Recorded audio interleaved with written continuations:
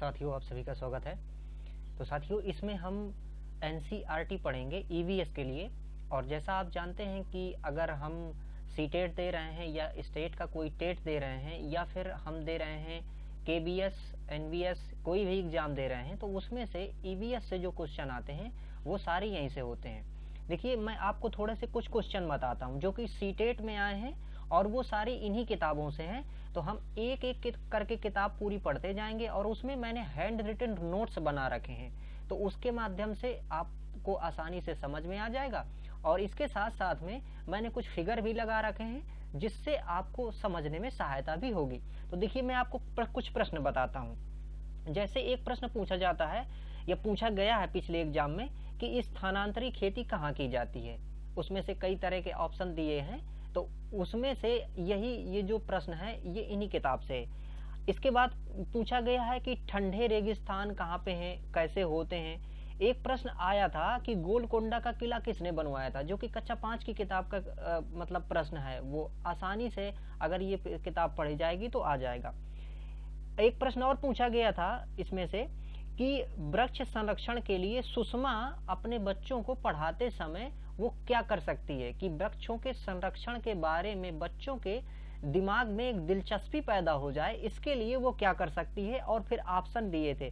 तो वृक्ष संरक्षण से संबंधित कक्षा 4 की किताब में आपको एक वो चैप्टर मिल जाएगा और उसको आसानी से समझ के आप ये प्रश्न कर सकते हैं। और इसमें से आया था एक क्वेश्चन कि जैसे ईवीएस पाठ्यक्रम में सपेरों के बारे में बताया गया है। कक्षा 5 की किताब में कालबेलिया एक जनजाति है, उसके बारे में बताया गया है, जो कि मतलब सांप का पालने का काम या फिर उसमें से सपेरे का काम करती है। तो उससे संबंधित प्रश्न है। स्टेट के वाले अगर क्वेश्चन में आपको बताऊं तो एक बार गैंडा के लिए क्वेश्चन पूछा गया है कि इस यूपी वाले उसमें पूछा गया था कि जो गैंडा है वो कहाँ पाया जाता है। तो ये भी सारे क्वेश्चन इसी से थे।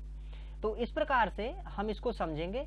और देखिए, चूंकि हमारा जो एनसीएफ है, एनसीएफ 2005, वो ये कहता है कि हमें बच्चों को एक निर्धारित खुराक वाला नहीं बनाना, बल्कि हमें उनको ज्ञान की ओर बढ़ाना है। तो उस हिसाब से ही ये किताब पूरी क्या की गई है, डेवलप की गई है। चलिए, तो हम इसको शुरू करते हैं। तो अभी देखिए, ये जो कक्षा 4 की किताब है इसका नाम क्या है, आसपास। ठीक है, पर्यावरण अध्ययन कक्षा 4 की किताब है।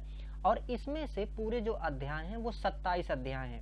27 अध्यायों को हम एक एक करके पढ़ते हैं। तो चलिए, पहला अध्याय क्या है इसमें से, चलो चलें स्कूल। चलो चलें स्कूल में ये है कि जो हम स्कूल जाते हैं तो अलग अलग जगहों पर अलग अलग तरह से स्कूल जाने के साधन होते हैं। जैसे कि बांस का पुल, तो बांस का पुल से अगर जाना है तो ये कहाँ पे है, असम में। असम में इस तरह की वो मिलती हैं। अभी हम आगे आपको चित्र भी दिखाएंगे। ट्रॉली से अगर जाना है तो ये लद्दाख में। अगर हमें वल्लम, अब देखिए वल्लम क्या है, लकड़ी की एक नाव होती है, इसके माध्यम से विद्यालय जाने का जहाँ साधन है वो है केरल। ऊंट गाड़ी, ऊंट गाड़ी राजस्थान में से जाना होता है, तो ऊंट गाड़ी से जाना है। और इसके बाद में देखिए बैलगाड़ी से, तो बैलगाड़ी से जो मैदानी क्षेत्र है, बैलगाड़ी से, साइकिल से, जुगाड़ से। देखिए, जुगाड़ में आपको एक चित्र दिखाऊंगा इसमें आगे। पहाड़ी रास्ते से, उत्तराखंड वाला जो क्षेत्र उबड़ खाबड़ का है वहाँ पहाड़ी रास्ते हैं। और बर्फ की पहाड़ियों से उत्तर भारत का जो क्षेत्र है वहाँ पर जाते हैं। तो देखिए, यहाँ पर मैं आपको चित्र दिखाता हूँ। ये देखिए असम, बांस के इस तरह के ये कुछ पुल बनाए जाते हैं और बच्चे यहाँ से जा रहे हैं। इसके बाद देखिए ये ट्रॉली, ये लद्दाख वाला क्षेत्र है और यहाँ पर देखिए ये ट्रॉली से इस तरह से बच्चों को विद्यालय जाना पड़ता है। अगला देखिए ये है सीमेंट के पुल, तो जहाँ थोड़े से इस तरह की जगह है वहाँ सीमेंट के पुलों से हम जाते हैं। इसके बाद देखिए अगला है यहाँ पे वल्लम। वल्लम जो मैंने अभी चर्चा की थी कि केरल में लकड़ी की छोटी छोटी नाव होती हैं, इससे भी जाते हैं। यहाँ पर देखिए ये ऊंट गाड़ी हो गई रेगिस्तान की। और राजस्थान, यहाँ पर देखिए ऊंट कभी कभी पूछता है परीक्षा में कि ऊंट जो है वो क्या, रेगिस्तान का जहाज कहलाता है। अब यहाँ पर देखिए जुगाड़, ये जुगाड़ क्या है कि देखिए इसमें से ये एक मोटरसाइकिल थी, इस मोटरसाइकिल में यहाँ से देखिए कई वो जोड़ दिया इसमें है, बड़े बड़े इसमें से कुछ टायर लगा दिए, ये जुगाड़ बन गया। ठीक है, तो इस प्रकार ये है। अब देखिए दूसरा अध्याय का नाम था कान कान में। तो कान कान में मतलब ये पाठ से ही देखिए इसको में समझ में आ रहा है कि कुछ कानों के बारे में बताया जा रहा है। तो किस तरह से, तो देखिए कुछ जानवर होते हैं जिनके कान हमें बाहर दिखाई देते हैं और कुछ जानवर होते हैं जिनके कान हमें बाहर नहीं दिखाई देते हैं। तो इसमें बच्चों को ये बताए जाने की कोशिश की जा रही है कि देखिए अंडयुज और जरायुज, ये मतलब जो टर्म है ये हमारे लिए तो ठीक है, लेकिन बच्चों को ये जानने की आवश्यकता नहीं है। उन्हें सिर्फ हम सांकेतिक भाषा में से सिखाएंगे कि जिनके जो कान बाहर दिखते हैं वो क्या करते हैं, बच्चे देते हैं, और जिनके कान बाहर नहीं दिखते हैं वो अंडे देते हैं। लेकिन इनको अगर हम एज ए टीचर जानेंगे तो हम ये जानेंगे कि अंडयुज मतलब अंडे देते हैं और जरायुज मतलब बच्चे। तो इस प्रकार से जो जैसे अब देखिए बाहर जिनके कान दिखते हैं गाय बैल भैंस बकरी ये सारे है ना, तो इनमें से बच्चे देते हैं। जैसे अब मनुष्य भी क्या है, कान बाहर हैं, बच्चे देते हैं। और एक चीज और, जो बच्चे देते हैं उनकी खाल में क्या होते हैं कि बाल होते हैं, लेकिन जो बच्चे नहीं देते हैं अंडे देते हैं उनके बाल नहीं होते हैं, उनकी खाल जो होती है वो चिकनी होती है। लेकिन यहाँ पर अगर हमें ये बात समझ में आए कि क्या जो मुर्गे हैं उनके बाल होते हैं, मुर्गियों के बाल होते हैं, नहीं, उनके पंख होते हैं। इसी प्रकार से चिड़ियों के पंख होते हैं, चिड़ियों के बाहर कान नहीं दिखाई देते हैं। तो ये इस प्रकार से हमें बच्चों को बताना है कि किस प्रकार से जिनके कान दिखाई देते हैं या किनके कान नहीं दिखाई देते हैं, तो ये इसमें से समझना है। एक इसमें और फैक्ट था फ्रेंड्स कि डायनासोर जो विलुप्त हो गया उसका अभी अगर हम कुछ देखते हैं तो जैसे छिपकली है तो ये हमें दिखाई देती है उसी के स्वरूप की। तो ये भी इसी पाठ में कान कान में एक ये चैप्टर या फिर एक कहें कि एक ये तथ्य इसमें से छिपा हुआ था। अगला देखिए चैप्टर है तीसरा, इसमें है नंदू हाथी, इस चैप्टर का नाम है। इसमें एक हाथी होता है, वो छोटा होता है और वो फिर उसकी कहानी है कि उसकी जो परिवार की जो सबसे बड़ी हाथनी होती है वो सुबह जल्दी जग के और जाते हैं, इस तरह का उसमें से कहानी है। तो अब इस कहानी में देखिए क्या है, इसके तथ्य ये हैं कि एक जो हाथी है वो लगभग 100 किलोग्राम पत्ते झाड़ियां खा सकता है। और देखिए वो सोते बहुत कम है, कितना 2 से 4 घंटे सोते हैं। एक प्रश्न पूछा गया था एक बार, सीटेट में पूछा गया था, वो ये पूछा गया था कि ऐसा कौन सा जीव है जो अपने साथी की गंध को कई किलोमीटर दूर से पहचानता है। तो इसको हम कक्षा 5 की किताब में आगे पढ़ेंगे कि कौन सा साथी है वो, तो ऐसा पूछा गया था। इसके बाद देखिए जो हाथी होते हैं उनके 14 से 15 साल के जब बच्चे हो जाते हैं तो वो झुंड से अलग रहने लगते हैं। मतलब वो अपनी जिस प्रकार से हमारे जैसे बच्चे बड़े होते हैं तो वो अलग रहने लगते हैं, बाद में हम लोग जैसे अलग रहने लगते हैं, तो इसी प्रकार से उनको फिर थोड़ी से मतलब कि डिपेंडेंसी जो है वो खत्म होने लगती है और वो अपने आप को सरवाइव कर सकते हैं।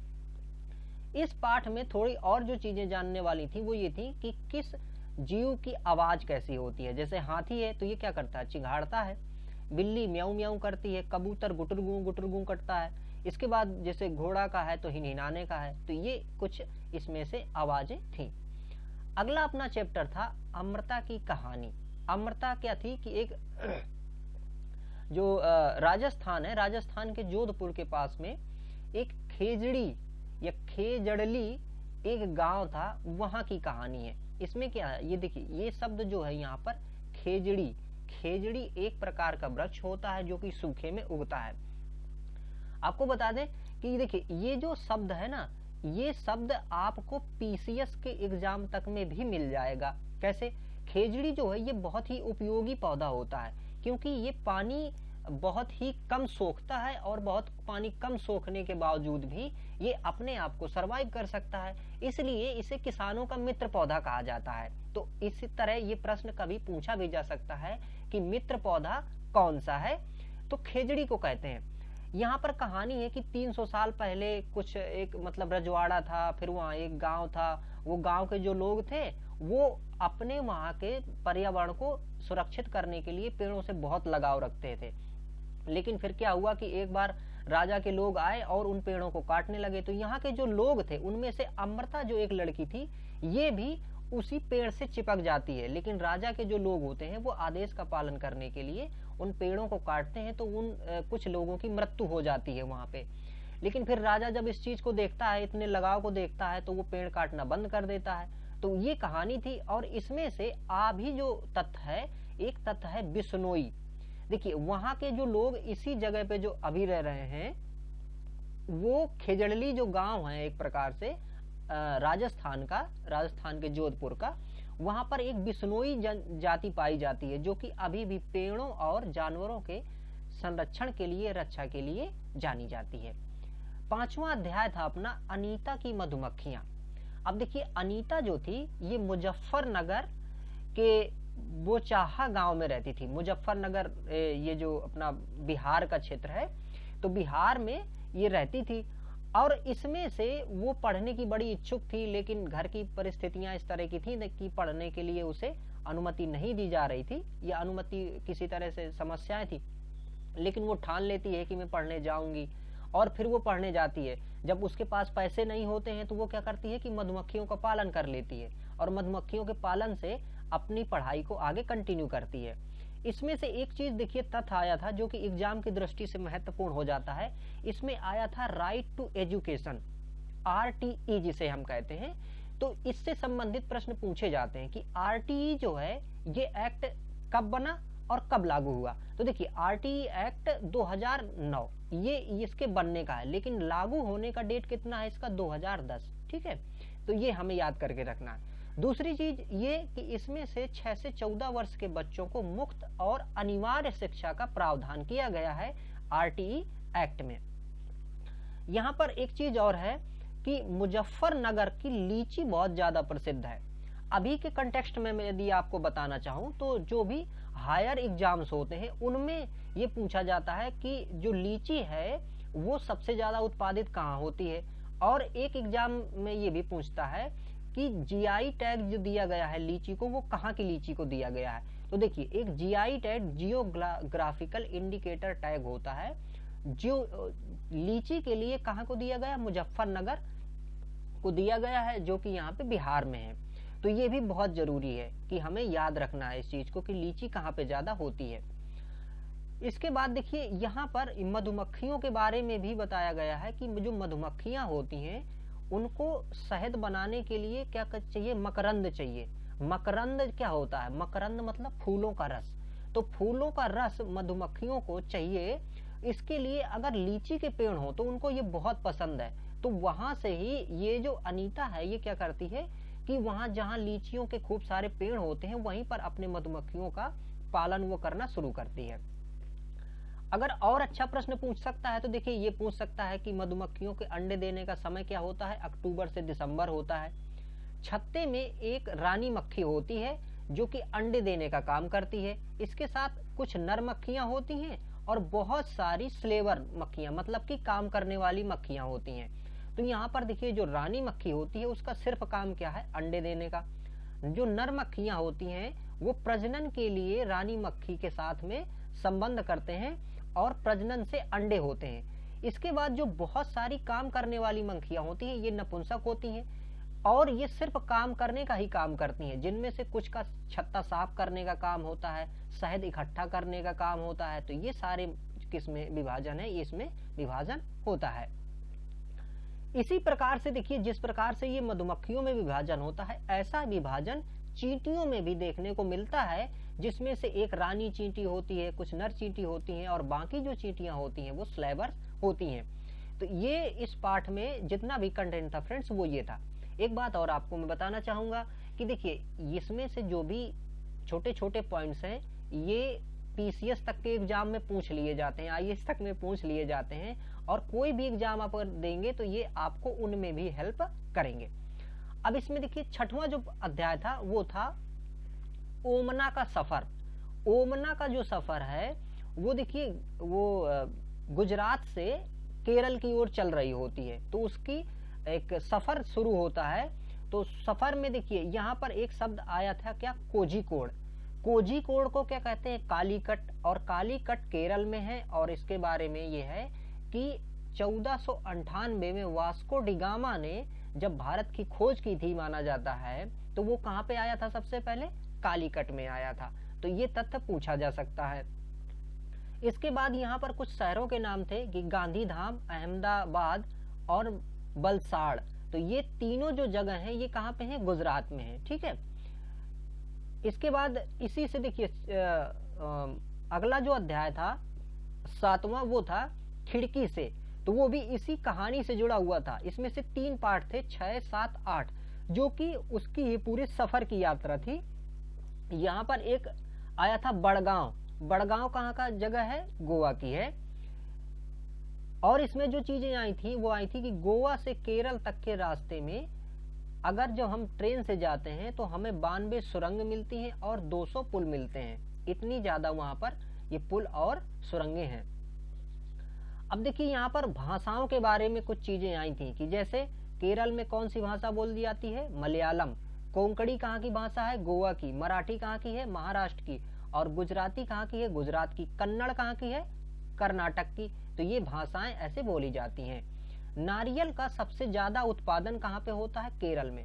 अब देखिए यहाँ पर ये तथ्य नहीं आया था डायरेक्ट कि नारियल का उत्पादन, क्योंकि बच्चों को हमें बहुत ज्यादा कंटेंट से नहीं लादना है, लेकिन हम अध्यापक हैं तो हमें मालूम होना चाहिए कि सारा जो भी मतलब नारियल होता है सबसे ज्यादा भारत में, तो वो कहाँ पे होता है, क्योंकि हम उसी विजन को रख के बच्चों को क्या करेंगे? पढ़ाएंगे, ताकि उन बच्चों का विजन डेवलप हो सके। तो हमें ये चीज मालूम होनी चाहिए, इसलिए मैंने इस तथ्य को रखा कि नारियल का जो उत्पादन है वो सबसे ज्यादा केरल में होता है।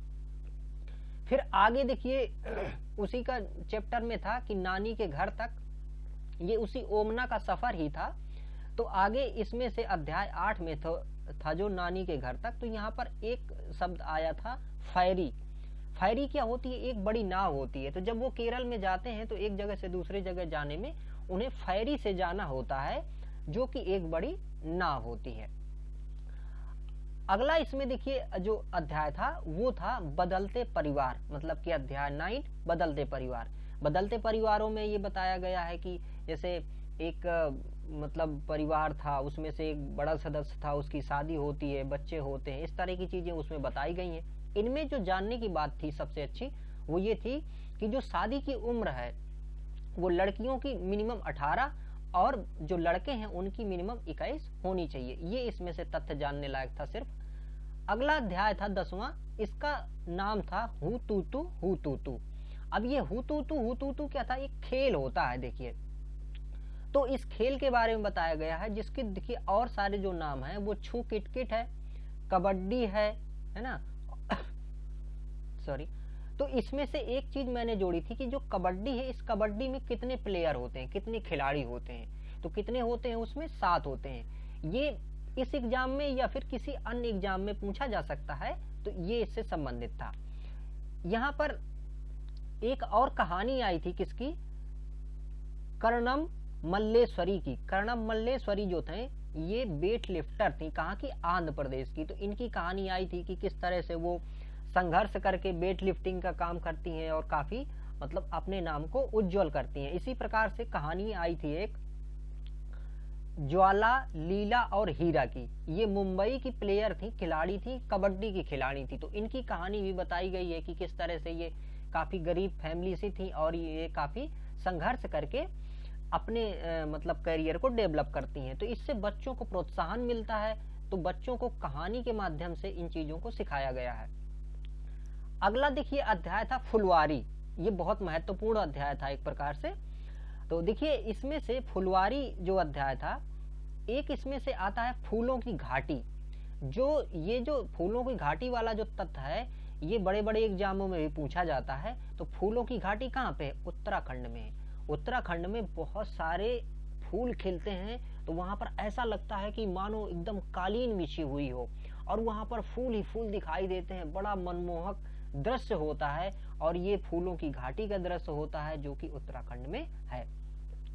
यहाँ पर एक बताया गया है पेंटिंग के बारे में, मधुबनी पेंटिंग। तो मधुबनी पेंटिंग कहाँ की? बिहार की पेंटिंग है।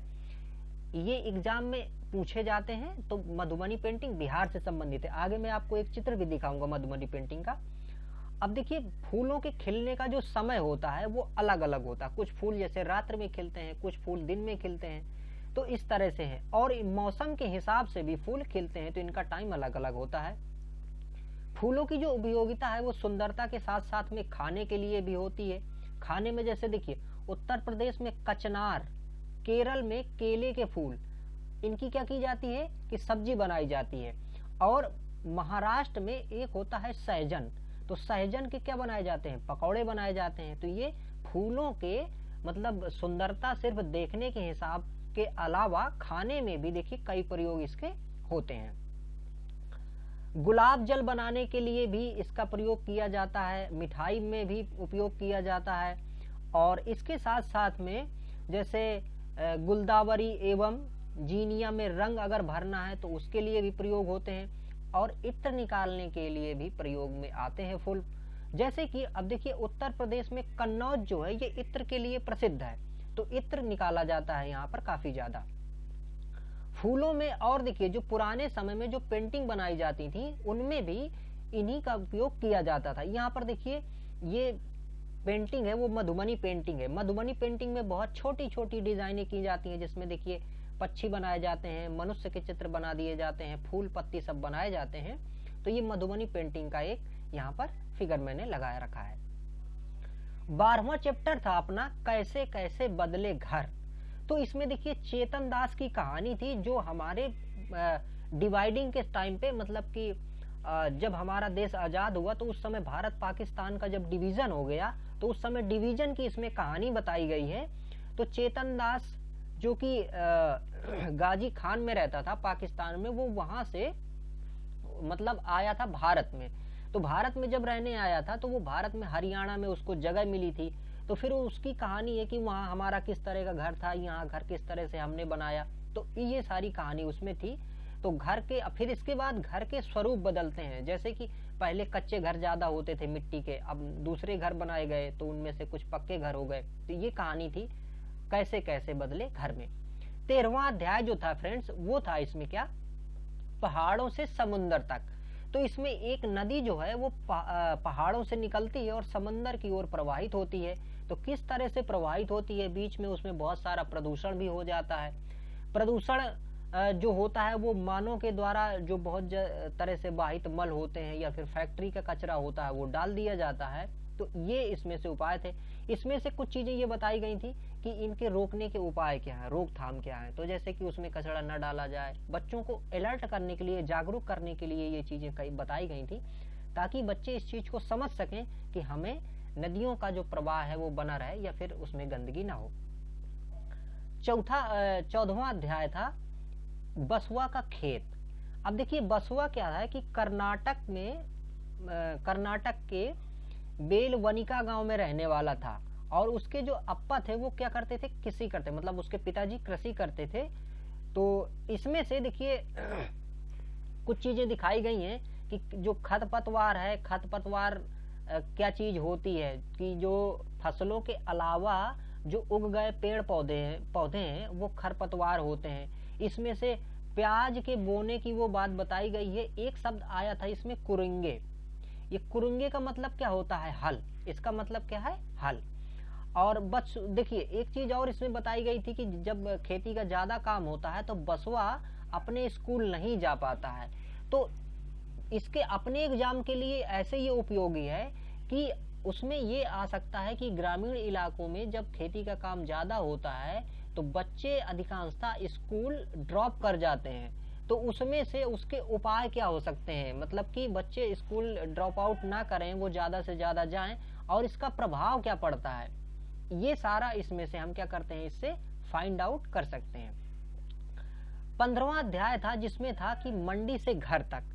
तो मंडी से घर तक में एक वैशाली बच्ची थी। तो उसमें क्या था कि उनके पिताजी जो थे वो सब्जी का काम करते थे। तो उसमें ये कहानी बताई गई है कि सब्जी के लिए तैयार करने के लिए हम मतलब रात से ही 3 बजे से जग जाते हैं, फिर सब्जियों को छांटते हैं, उनमें से धुलते हैं उनको, कुछ को ऐसे छांटते हैं, अलग ये करते हैं, फिर पिताजी हैं तो मंडी से नई सब्जी लाते हैं, उसको किस प्रकार से सेट करते हैं। तो ये कहानी किसमें बताई गई है, इस मंडी से घर तक में, जो कि अध्याय 15 में है। 16 अध्याय जो है फ्रेंड्स वो है चूं चूं करती आई चिड़िया। बहुत ही महत्वपूर्ण अध्याय है, इसमें से क्वेश्चन पूछे भी जा सकते हैं। तो देखिए इसमें एक शब्द आया था गीजू भाई बधेका। गीजू भाई बधेका जो है ये गुजरात के रहने वाले थे और ये बच्चों के लिए बहुत मजेदार कहानियां लिखते थे, इसलिए ये आया था इसमें गीजू भाई बधेका का इसमें जिक्र। इसमें से कुछ उनके जो नाम चिड़ियों के यहाँ हैं, जैसे कि गौरैया, फाख्ता, शक्कर बोरा, शक्कर बोरा नहीं, शक्कर खोरा। तो ये अंडे कब देती हैं? तो देखिए चिड़ियों के अंडे देने का जो मुख्यतः टाइम होता है वो कौन सा होता है? गर्मियों का टाइम होता है। तो गर्मियों के टाइम में चिड़ियां जो है अधिकांशतः अंडे देती हैं। एक इसमें शब्द आया था कलचिड़ी। कलचिड़ी जो होती है इसको कहते हैं इंडियन रोबिन। क्या कहते हैं? Indian robin. और घोंसला बनाने के बारे में आगे मैं आपको चित्र दिखाऊंगा किस तरह से कौन घोंसला बनाता है। देखिए कोयल जो होती है वो अपना घोंसला कभी नहीं बनाती। वो क्या करती है कि जो अपने अंडे हैं वो कौवे के घोंसले में देती है, और कौवा अपने बच्चे समझकर उसको से देता है, मतलब पाल के बड़ा कर देता है। बाकी बाद में वो फिर कोयल कोयल हो जाती है, कौवा कौवा हो जाता है। तो प्रश्न कैसे पूछता है कि कौन सा पक्षी है जो अपना घोंसला स्वयं नहीं बनाता है? ये कई बार एग्जाम में पूछा गया है। तो आपको अब यहाँ ज्ञात है कि कोयल अपना घोंसला नहीं बनाती है, ठीक है, बल्कि वो क्या करती है कि कौवे के घोंसले में अपने अंडे देती है। फाख्ता कैक्टस के कांटों के बीच में या फिर कहें कि मेहंदी की मेड़ में एक घोंसला बनाता है। तो जो देखिए फाख्ता एक पक्षी है, ये क्या करता है कि कैक्टस के बीच में अपना घोंसला बनाता है। तो घोंसला अलग अलग जगह अलग अलग चिड़ियां बनाती हैं, जैसे कि गौरैया घरों में बना लेती है कहीं पर, इसी तरह से कबूतर बना लेती है घरों में कहीं पर। तो अलग अलग चिड़ियां अलग अलग घोंसला बनाती हैं। एक बसंत गौरी होती है जो गर्मियों में आवाज टुक टुक की निकालती है, ठीक है। तो ये क्या करती है कि तने में छेद करके वहां पे अपना घोंसला बनाती है। एक चिड़िया होती है दर्जिन। दर्जिन क्या करती है कि थैली जैसा एक घोंसला बनाती है। दर्जिन का नाम ही भी देखिए, दर्जी जो होता है क्या करता है? सिलाई वाला काम है ना, तो वो भी बहुत अच्छे सिलाई का, इसी प्रकार से ये दर्जिन है। और पक्षियों की देखिए जो चोंच होती है वो शिकार के हिसाब से अलग होते हैं, और इसी प्रकार से जो जानवरों के दांत होते हैं वो शिकार के हिसाब से, खाने के हिसाब से अलग होते हैं। यहाँ पर देखिए ये दर्जिन चिड़िया है, ये दर्जिन चिड़िया है। और देखिए ये इसका घोंसला, इसने क्या किया है कि ये एक इस प्रकार से देखिए ये पत्तियों का जोड़ा था, यहाँ पर इसने अंदर बहुत ही नरम नरम घोंसला बना रखा है अपना। तो ये देखिए दर्जिन चिड़िया का क्या है? घोंसला है। यहाँ पर देखिए ये बहुत ही अच्छा घोंसला है जो कि बीवर पक्षी का है। देखिए बीव मतलब क्या होता है? किसी चीज को बुनना, है ना, बीव बुनना, सिलना। तो बुनने के हिसाब से देखिए ये बहुत ही अच्छे से बुनती हैं, और ये किसी भी एक वृक्ष की डाल से अपने इस घोंसले को क्या करती हैं? यहाँ पर लटका देती हैं। ये घोंसले जो अगर आप देखे हो फ्रेंड्स इस तरह के बहुत ही खूबसूरत होते हैं, और ये चिड़ियों द्वारा ये बनाए जाते हैं। तो ये बीवर का घोंसला है। अगला देखिए यहाँ पर ये जो बीवर होता है इसमें से क्या होता है कि जो नर बीवर होते हैं ये घोंसला बनाते हैं, और फिर मादा बीवर उन घोंसलों का ऑब्जर्वेशन करती है, मतलब उनको देखती है, और उनमें से जो सबसे अच्छा लगता है घोंसला, उसी घोंसले में फिर वो अंडे देती हैं। तो इस प्रकार से चिड़ियां घोंसला बनाती हैं। यहाँ पर देखिए पक्षियों के पंजों के बारे में बताया गया है कि जो तैरने वाले हैं, देखिए तो तैरने वालों के पंजों में क्या पाया जाता है? पाद जाल पाया जाता है। इसको क्या कहते हैं? पाद जाल। इसके बाद देखिए टहनियां पकड़ने वालों की जो आकृति होगी ऐसी होती है। शिकार करने वालों की ये है। इसके बाद अगर पेड़ में रहने वाले पकड़ने वाले हैं तो ऐसे हैं। जमीन में चलने वालों की टांगे और पंजे ऐसे होते हैं। तो ये इनके उसमें बताया गया। इसी प्रकार से देखिए चोंच के बारे में है यहाँ पे, जो जैसे देखिए मांस खाने वाले पक्षी होते हैं उनके इस प्रकार से चीरने वाली चोंच होती है। यहाँ पर देखिए लकड़ी में छेद करने वाले, है ना, फूलों से रस निकालने वाले, कीचड़ से देखिए, कीचड़ से अगर कीड़े छानना है तो बड़ी सी चोंच है इनके पास।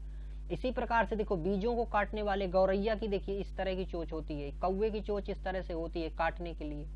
तो ये चोंच भी पक्षियों की अलग अलग होती हैं। अगला अपना अध्याय था इसमें नंदिता, मुंबई में, ठीक है।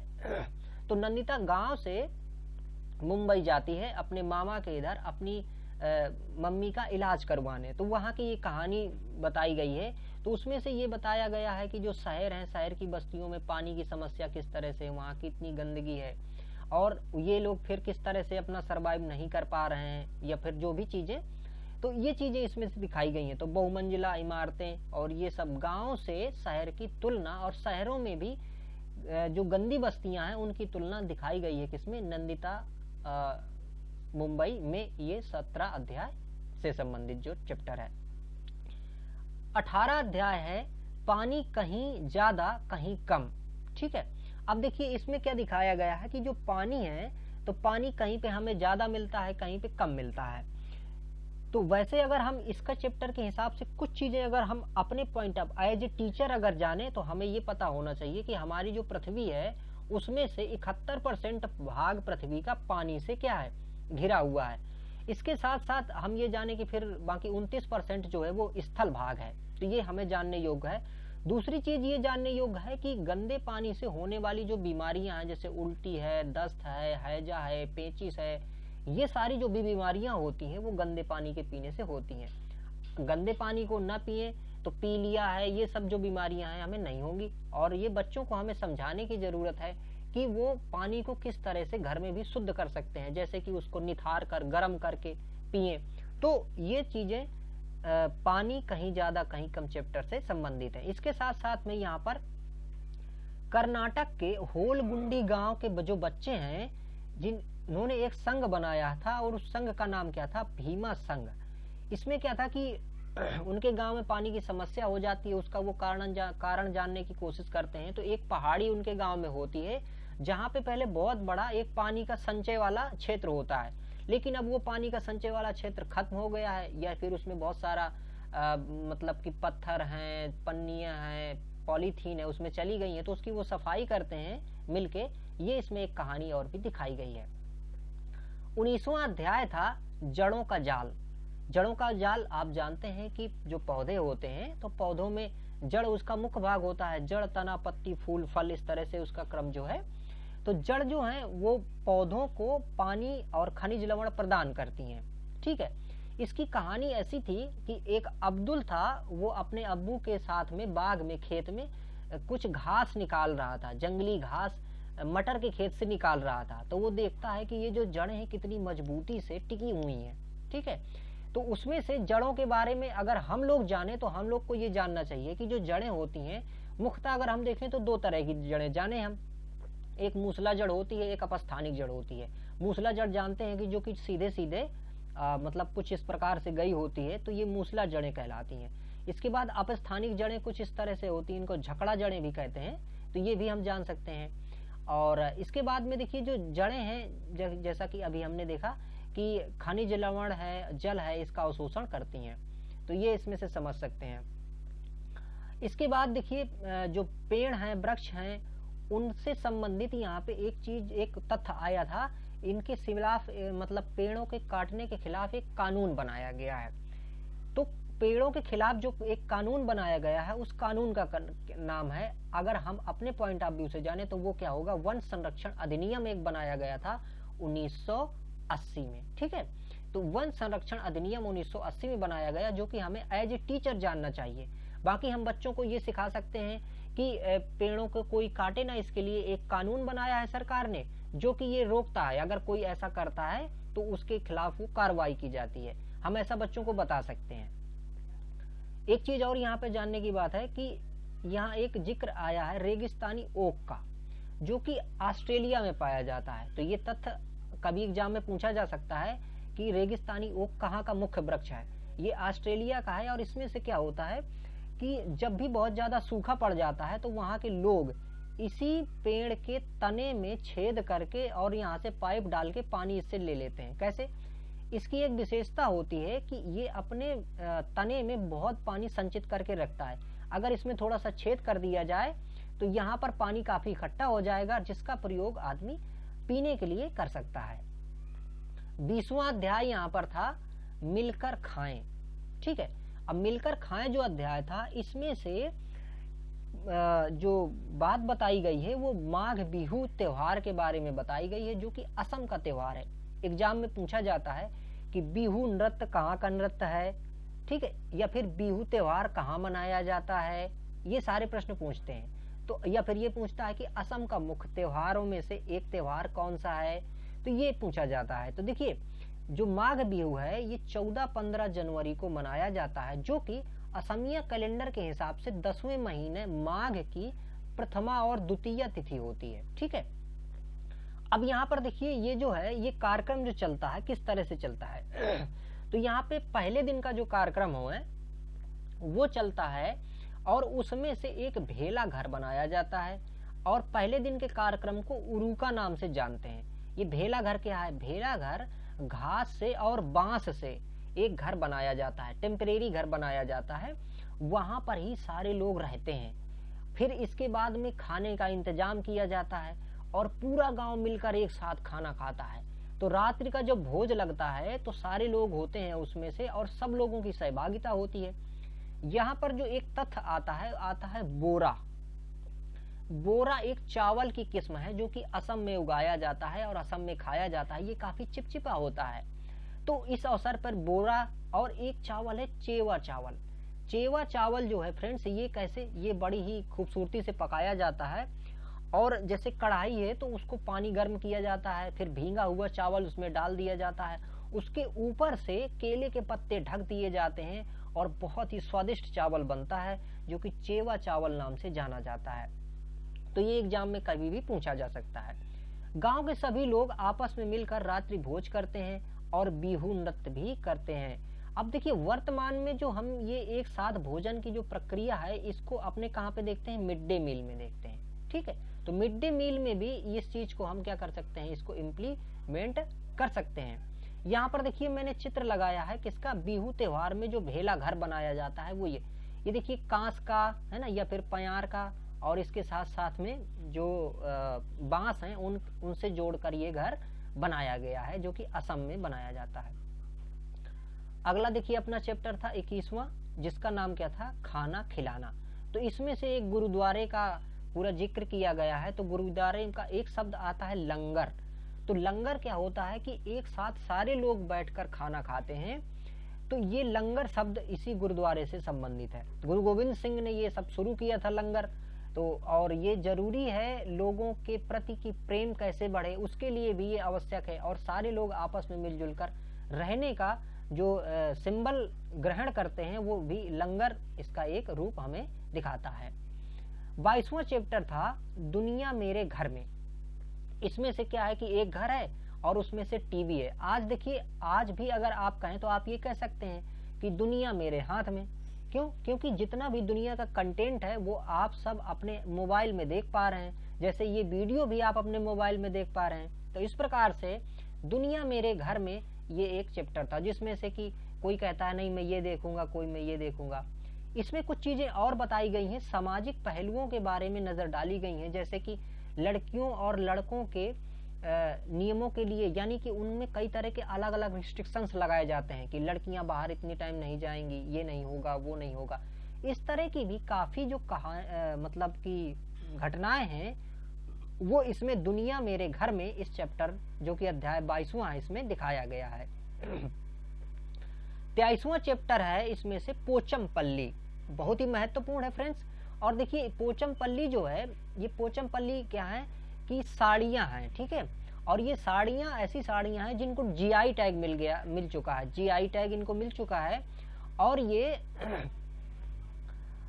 तेलंगाना में बनाई जाने वाली, तेलंगाना में एक कस्बा है जिसका नाम है पोचमपल्ली, और उसी पोचमपल्ली के नाम से ही इनका नाम पोचमपल्ली साड़ी पड़ा है। और ये जो साड़ियां हैं ये पारंपरिक व्यवसाय के तहत बनाई जाती हैं। लोग पारंपरिक व्यवसाय क्या होते हैं?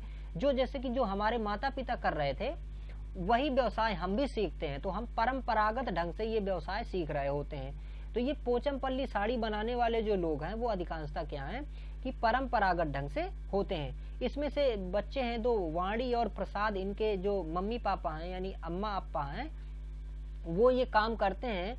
जो कि पोचमपल्ली जो कस्बा है उसके पास का ही एक गांव है मुख्तार गांव। तो मुख्तारपुर गांव में ये दोनों मतलब ये सारे लोग रहते हैं।